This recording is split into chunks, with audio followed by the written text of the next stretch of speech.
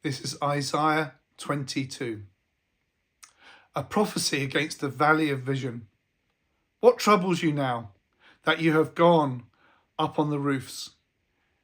You town so full of commotion, you city of tumult and revelry, your slain were not killed by the sword, nor did they die in battle.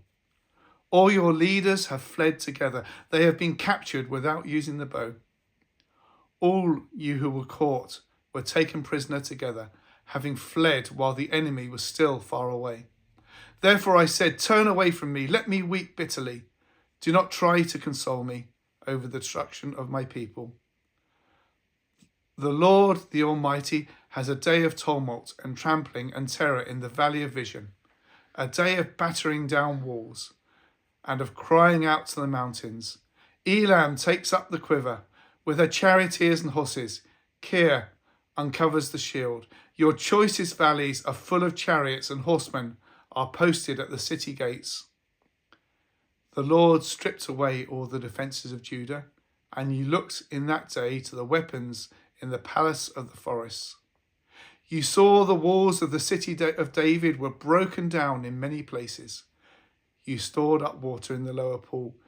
You counted the buildings in Jerusalem and tore down houses to strengthen the wall.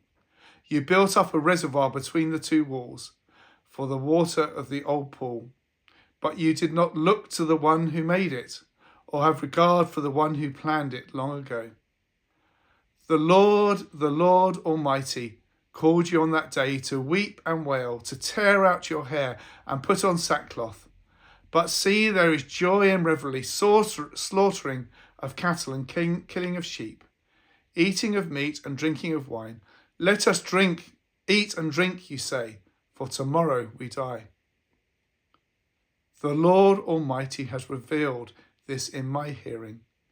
Till your dying day, this sin will not be atoned.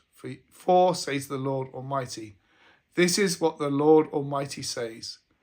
Go say to this steward, to Shebna, the palace administrator, what are you doing here, and who gave you permission to cut out a grave for yourself here, hewing your grave on the height and chiseling your resting place in the rock?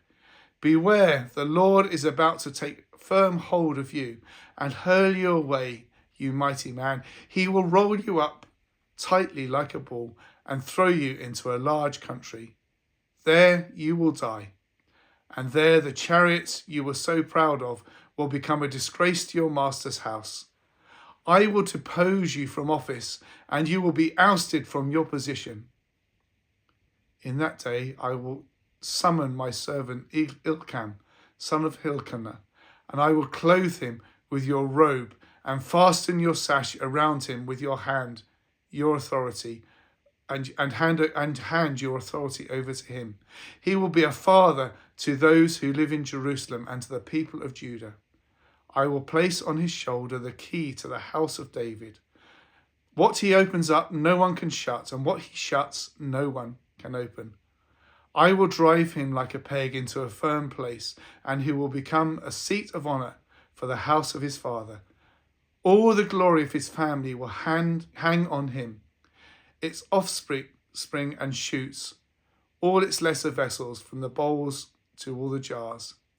In that day declares the Lord Almighty, the peg will be driven into the firm place, will give way, it will be sheared off and will fall, and the load hanging on it will be cut down. The Lord has spoken.